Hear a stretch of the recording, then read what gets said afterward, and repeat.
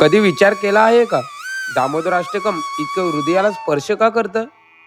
कारण हा केवळ श्लोक नाही, हा प्रेमाचा बंध आहे. आई यशोदेचा आणि लहान दामोदराचा. कार्तिक महिना भक्तीचा, प्रेमाचा आणि हरिनामाचा महिना.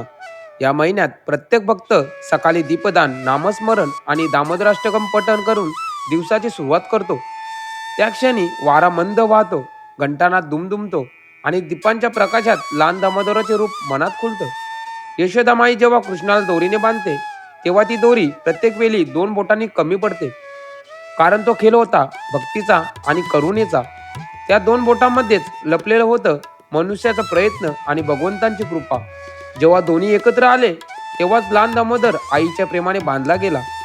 आजही आपण त्या क्षणाचा अनुभव घेऊ शकतो, जेव्हा आपण दीप लावतो, दामोदराष्टकम गातो आणि म्हणतो, नमामीश्वरम सच्चिदानंद रूपम लसत कुंडलम गोकुले ब्रजमानम. या कार्तिक महिन्यात दररोज दामोदराष्टकम म्हणूया, दीपदान करूया आणि आपल्या अंतकरणात दामोदराला वंदन करूया. भक्तीने बांधलेला तोच बंध जो कधीही तुटत नाही. राधे राधे. दामोदर भगवान की जय.